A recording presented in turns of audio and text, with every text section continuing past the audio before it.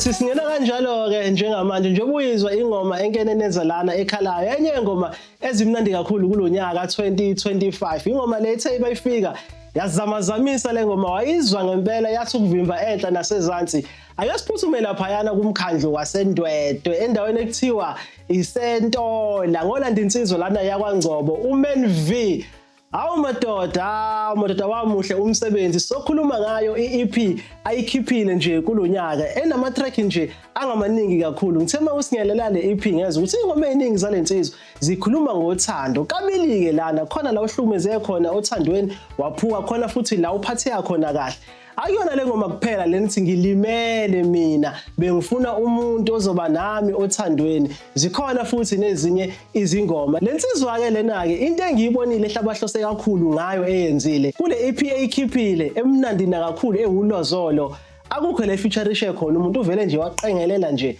yedwa cha baba ayengizwisa enye ingoma yesibili awuthokozele le ngoma uyizwe kube nemali ngabe sengimthathile kube nemali ngabe sengowami lo kube nemali ngabe sengimthathile kube nemali ngabe sengowami lo kube nemali ngabe sengimthathile kube nemali ngabe sengowami lo.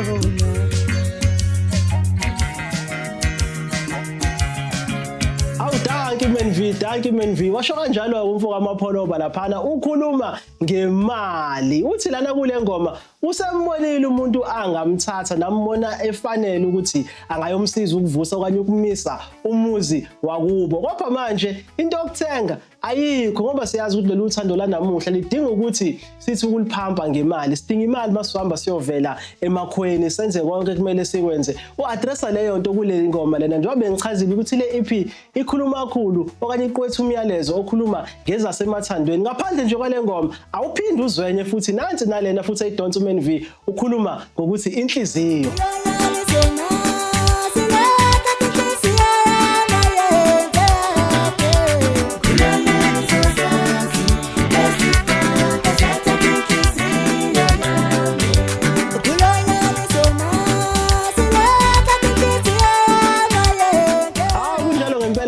iyona futhi le ngoma lena ekhuluma ngenhliziyo lana mothela lesisa kahle umyalezo ophethwe kule ngoma ufuna ukukhuluma ngokuthi ukhungethwe uthando njengamanje indlela elimshisa ngakhona uthando useyafisa ukuphumela obala kulonyaka nimazi lo muntu othokozisa inhliziyo yakhe izimo esizithola sikuzona-ke lezi masisemathandweni awazi ngisho ukufihla yabona ukuthi hayi uyasha lo muntu uthando lensizwa bakwethu asinikezeni nje imbali zayo ibhalile nje kahle lana yabeka ingoma ezimnandi lana ezingothando ngaphandle nje kwengoma ezikhuluma ngothando ikhona enye ingoma futhi emnandi kakhulu lana ekhuluma ngomndeni mawulelisisa kahle umyalezo lana mhlawumbe yakuthinta nawe kakhulu ngoba emndenini uhlala ekhona nje umuntu oyisikhwili phambana nobhoko ubona ukuthi lo muntu cha uyisikhumba nje semvu simbathiswe impisi kahle makuthiwa kiwa le yena uya le akafisi ukuthi kube nezinto ezinhle emndenini ikhuluma ngomyalezo okanjalo ukuthi nasemndenini cha sinabo abantu abakanjalo futhi kuyiqiniso awu madoda usebenze kakhulu lana Man V umfoko kaNgcobo kodwa nje manje angikukhumbuza ukuthi ngicela lapha kwi comment section ufike ucommente ngengoma othi wena ifavorite yakho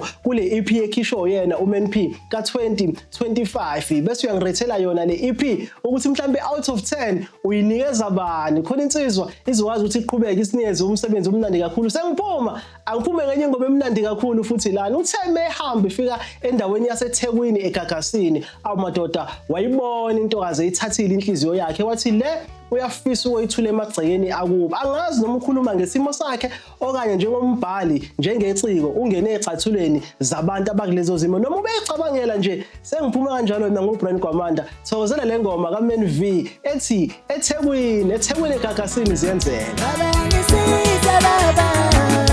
ngicela umuntu wozonke